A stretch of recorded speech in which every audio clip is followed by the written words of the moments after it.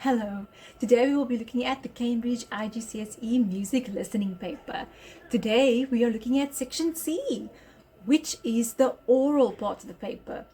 Now granted, all previous sections A and B regarding Western art music and world music also had to do with oral in a sense, meaning we had to listen to extracts and then answer them accordingly using our application of musical skills and knowledge that we have gained throughout our IGCSE music course.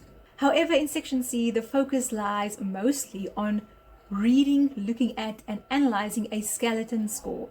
A skeleton score basically is a score that doesn't give you everything. Lots of things are left out. And a skeleton score also doesn't just have to follow one particular voice or instrument.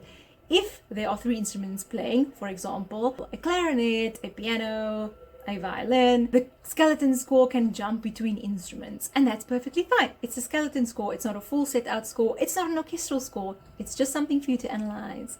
So in section C, we are given an unseen, unheard extract. Here they both give us a listening extract. So there will be an audio track on the CD. This is section C, so everything is still located on CD1. Remember, CD1 has our section A on it, which counts 16 marks, our section B on it, which counts 16 marks, as well as our section C on it. And woohoo, this also counts 16 marks. So in section C, like I said, we're given an audio extract, we have to listen, but we're also given a visual skeleton score, and it is on the separate insert that Cambridge gives to us along with the exam paper. So in the exam venue, we would be given 3 documents. We would be given a question paper, we will be given an insert, and we will be given an instruction sheet. All of these work in combination with each other, but the insert is very important for section C particularly. We didn't need the insert in section A or in section B, but in section C, the insert we need it, okay? So on our particular skeleton score in this section C, we have it across 2 pages in our insert. And this very particular extract comes from the November 2023 paper 1-2 past paper. And as you might have heard, from November 2023 onwards, Cambridge no longer gives us the audio tracks on the school support hub. Yes, we are still able to find past papers, mark schedules, examiner reports, grade thresholds, all the things. But we are now given a track list. So we can go ahead and listen to the full work if we so wish to, or we can listen to snippets, or we can find a very specific recording that we would like to, if it so differs from the recording that Cambridge has recommended or that Cambridge has actually used for the official exam. So today we are looking into Beethoven's Piano Trio number 4 in B flat major, opus 11, the first movement, Allegro con brio. And I'm not using the version that Cambridge has suggested in this video. I'm going to link the YouTube clip in the description below. I am using a version by the artists De Peyer, Dupré, and Barenboim. So what we're going to do is we're going to read through our questions, after which we will look at our insert and we will listen to the extract. So section C1 says we will hear an extract for instruments. We will need to look at the skeleton score. It says you will find this in the separate insert. So make sure you have an insert. Then it says we have questions 16 to 26. Okay, and we need to answer the questions in the answer booklet. So not on the insert, but actually in this booklet, on this answer sheet, on which theoretically we would have already answered sections A and B. Okay, so question 19, which is the first question in C, they say C1, but it's just C. Okay, there's only one C. We don't have another insert regarding this extract or section C in particular. Okay, so C1, but that's the only C we're getting. Okay, what term describes articulation in bars 2 to 4? Now the little superscript 4 means the beat of the bar, so it'll be bar 2, beat 4. Basically the upbeat, you would say, to bar 3. Bar 2, beat 4 to bar 4. What is our articulation there? So we need to kind of listen. Remember our articulation type words. Legato, staccato, marcato. Lots of things to do with how you are playing it. Okay, so let's just listen out for that. In question 20, the motive which begins the extract, which is going to be marked off with a bracket as we'll see in our insert. How is this used again in bars 13 to 17? Luckily we do have bar numbers here. We are given 63 bars of a skeleton score. So we can read each and every bar number above each and every bar. Thank you, Cambridge. So they ask us, in what ways is the motive used differently here? So the motive that begins the extract is used again, and in bars 13 to 17, how is it used differently? Question 21. Describe the accompaniment to the melody in bars 27 to 31, and they do give us the beat numbers as well. Then they would like us to name the bracketed interval in bar 43, and the notes are there on the page for us, so we don't necessarily just need to listen to it. We can actually just look and theoretically answer that question. Now they do give us two little stripes, which means we have to name the interval, yes, the distance, but also the type of interval. So is it a perfect octave? Is it a major third? Is it a minor second? You get the picture. Then we have on the next page a few more questions. So question 23, they say the melody is complete in bars 49 and 50. Now you need to fill in the missing notes on the stave that they give us. They ask us to fill in the pitches. They do give us the rhythm. So that's a little bit of a help. They will give you either or. Either they will give you the rhythm and you have to fill in the pitches, or they will give you the pitches and then you would have to notate the rhythm. So in this very example, they give us the rhythm, we need to notate the pitches, and they do say the same melody is heard an octave higher later on in bars 57 and 58. So you would have a few chances to kind of, listen to that melodic line, the shape of everything. Okay, and they do say in brackets, we will be awarded 3 marks if we answer this question correctly. So we just need to pay attention to certain things. Now, the very smart thing to first do is, understand your beats. They do give us the rhythm, so don't write a crotchet when they're giving you 2 quavers, okay? Then you already know you're wrong. Just go accordingly, beat by beat, know your contour, and write it down. So I think this is one of those questions that you will take up to your 4th and final playing to actually go over and over to make sure that you have it right. Only 3 marks, but it is worth going into, okay? Some things you'll be able to answer from the very first listening. Others maybe you'll tie it off by the 2nd or 3rd playing, but I'm pretty sure this question, the dictation question, will take you a bit longer.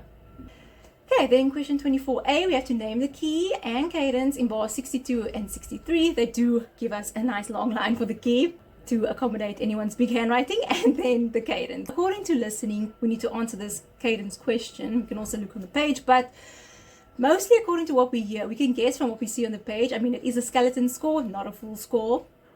So we get an idea on paper, but we're definitely going to confirm it by listening. So either perfect or imperfect, most likely it'll be one of those two. So know what you're dealing with, know what each of your cadences do mean at this point in your 16-year-old lives, and then we'll take it from there. Question 25, it says, this piece was composed at the end of the classical period and at the beginning of the romantic period. So this is kind of like in between. It says, describe one feature of the music from each of these periods, which is characteristic of the style. So hey, throwback to section A. Everything that we study for this paper is not in vain. So just a little bit of a heads up. In section C, you will most likely, get something from Western art music. You will be getting a skeleton score out of a Western art music genre. They're not going to give you some world music popping up here because you already have a world music focus in section B3. So yeah, in section C, they will give you another Western art music thing to listen to. And here they can also ask you stuff that they could have asked you in section A. So here they are asking you to give a characteristic of the music that you hear that is very classical like, and they are asking for you to give them a romantic characteristic that you hear come up in the music. So that's very interesting. You can't forget all your knowledge about Western art music just because you've already done section A. You still need to have that knowledge in your brain when you get to section C, okay? Then the very last question, who composed this music? And yet again, this does look like a very section A type of question. Down to the little ticky tick tick blocks. So they say Beethoven, Gershwin, Handel, or Wagner. They already tell us, on the previous question, hint, hint, explicitly hinting that we are between the classical and romantic, and only one of those composers on the list. Before I even listen to the extract, I can already say, hey, it's Beethoven, because no, it can't be Gershwin. No, it's not Wagner. He's romantic. Handel is Baroque. So it has to be Beethoven, but we will, make that judgment call once we've listened to it, once we've confirmed it. So let's go ahead and jump right into our listening. So on the very specific YouTube video that I've chosen for this listening, I go from the very beginning up until 1 minute and 37 seconds. So we're going to listen and we're going to follow along on our insert, and then we're going to answer our questions.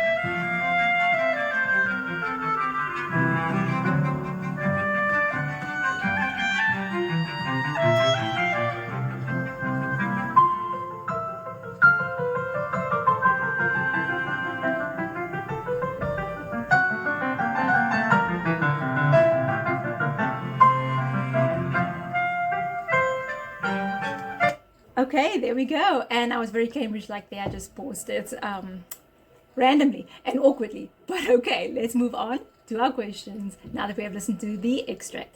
So of course you could hear there are 3 instruments. Piano trio, hey, hey, hey. We have a piano, of course, and then we have a clarinet and we have a cello. And like I said, on a skeleton score, all these instruments can appear one line at a time, randomly, interchangeably. It's not a full score, so they're not going to give you an orchestral score, and definitely not in the order that you're used to seeing it on a full Western traditional score. But anything can happen. They can go between the cello line, the clarinet line, the piano line, the right hand of the piano, the left hand of the piano. They can do anything. The accompaniment figure part of the piano, or like a melodic part of the piano. They can do whatever they like in a skeleton score, and they definitely do it here for us. I find it very amazing how people can set up skeleton scores like this, and I think it definitely is one of those scientific crafted methods. So well done to whoever set up this question paper. Okay, so first things first, we're going to start at the beginning. We might hop, skip and jump around depending on the easiness or the difficulty of each of the questions, but we're definitely going to start at the beginning. What term describes articulation in bars 2 to 4, starting on the 4th beat of bar 2, and definitely that's a staccato articulation there. I'm hearing short, detached notes, so you can definitely go ahead and put that down. Then they tell us in question 20, the motive that begins the extract is marked with a bracket. It's used again in bars 13 to 17. What way is the motive used differently here? So the motive is definitely overlapping here. It's played contrapuntally, it's not in unison. It's almost as if it's played a bar apart. Now, of course, we do need 2 facts here, so I'm going to ramble on about a few things and then we will move on because we do only need 2 marks. So 2 facts here, and then we can choose what we really want to put down. The original descending shape of the motive is extended here in bars 13 to 17. It doesn't immediately descend. It is first extended in an ascending way. And also, big one, here the piano doesn't play the motive. The other 2 instruments, which are the clarinet and the cello, they're also not in unison here. Like if you just say the other 2 instruments and you don't particularly name them, that's quite fine. It will give you an extra mark if you do mention the specific names, but you can only get 2 marks here. I say an extra mark, it'll only give you up to 2 marks, but you can't get more than that for this question. Finally, the last note of the motive is extended, and any of these 2 facts will get you your 2 marks there. I'll skip the accompaniment question. We're going straight to the bracketed interval. Of course, that is a minor third. I'm also going to skip the melody dictation question. We're moving straight to 24A. Name the key and the cadence in bars 62 to 63. We are definitely in F major here, and we have a perfect cadence. So it's alluded to on the score, on the insert, right at the end, but we can definitely hear it, and it is definitely confirmed by that listening. Then they do ask us another question. What is the relationship of the key to the tonic of the extract? Okay, so our tonic is B flat major, 2 flats there. We're now in F major, a single flat. It has a B flat. But F in B flat major is the 5th. It is the dominant. So therefore we can say the relationship of F major to B flat major is a dominant relationship. So we can just go ahead and put down the word dominant or the symbol dominant, or we can say in full, which is what I would love to do, is to write out F major is the dominant key of B flat major, which is the tonic key of this piece. Then question 25, we are asked to name a classical characteristic and a romantic characteristic of this piece. Now we can't just name anything random, we have to name something according to what we actually do here in the extract. Okay, so if you're hearing a lot of pedal, if you're hearing a lot of dissonance or chromaticism, then by all means write it down at the romantic characteristic part. But if you're not hearing that, don't just add that because you know that about romanticism or romantic pieces. Actually write down what you do here. Okay, so we're going to start with the classical era. We only need 2 marks here, so 1 fact for the classical, 1 fact for the romantic, and then we're good to go. So first, classical. So in classical music, we're expecting good phrasing or regular musical phrases. And here we generally have regular phrase lengths, so we can go ahead and put that down as an answer. We can also say that the melodic material is generally motivic, which means we have motives that are building. So a motive is the smallest musical unit that makes sense. And of course, at its core, classical music is made up of small motives that build and build and build and create melodies and themes and sections and whatnot. The typical piano texture here also includes broken octaves and chords. So any of those will give you a mark there. For the romantic characteristic, we can speak to the solo use of the clarinet. That's not something that we saw in the classical. That more came to the fore in the romantic time period. There's also a very unusual key change at the end of bar 39. And we don't need to go into that. It's a mediant key change. And we're not into that at the moment. We hardly even do theory at this level in IGCSE. So we didn't have to explain that. We can just say there is an unusual modulation or key change. And that's about 39. We can also refer to the rubato, so the fluctuation of tempo, the fluctuation of speed in this extract, and any one of those will get you your mark there. So now we'll go ahead and listen to the extract once more, and then we'll answer the accompaniment question, and we'll answer the melodic dictation question.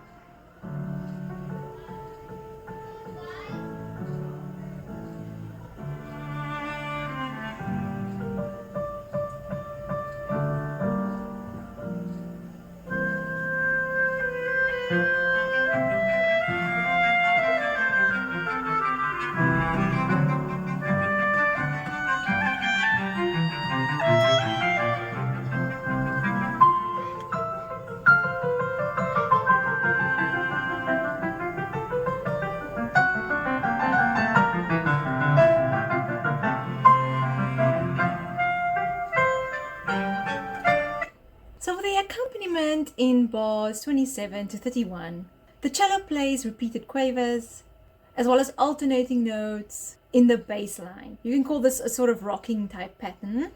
And the other two instruments, both the clarinet and the piano, play an ascending arpeggio there. And yet again, they only need 2 facts here because the mark allocation is 2, so any of those will get you your marks there. Finally, the most difficult question. If we go to the next page, we have question 23, the melodic dictation question. Now, of course, what is helpful is, like I said before, they give us the rhythm, but we need to fill in the pitches. So they give us that we're starting with quavers, descending, C, B flat. And of course, I am hearing a general descending line there in bar 49, and then 50, it lands where it lands and it ascends. But what we can do is first get a general idea of where this is going. I do hear a repeated note. So I'm hearing C, B flat, B flat. So the first quaver that I'm going to fill in and attach it to what they've already given me is a B flat. And then from there it descends. So it goes down to an A and that repeats. So I'm hearing things descending but repeating. So B flat, A, A. Another step down, G, G. Another step down, F. And that will finish off our bar 49 in quavers. Then we see that we have 2 crotchet beats followed by a minim rest in bar 50. So those 2 crotchet beats of notes, we of course have to fill in the correct notes in the stave there. And this one is a little bit tricky just because we are moving on towards F major here. We're sort of losing that E flat. You can hear it as you continue to listen to the piece and the extract. This is why the 2 extra playings that you would have to focus more on this question here to get it 100% right. And I mean, this is a more of a higher end question. The others you can sort of sum up in 2 playings almost, and then this one you would spend the other 2 playings focusing on. You will hear that it goes down to an E natural, so F, E natural, it's a semitone there. And then from that lower note now, E, it goes up a third, which is G. So the last 2 notes will be a crotchet E natural and a crotchet G. Okay, so that wraps up our questions, and what Cambridge will do is they will award you 1, 2, or 3 marks according to what you present them with. Now, of course, if you get the full answer right, they will give you 3 marks. But other than that, they will award you for mostly correct or partially correct. And of course, if nothing is correct, you get 0 marks. But I would say melodic dictation is one of the more difficult topics to go through in this paper, and IGCSE music and just music in general. So do spend a lot of time working on this. As you can see, it doesn't count too much. It's only 3 marks, but still, it's a very good 3 marks to get, and it is a very important skill to develop as a musician.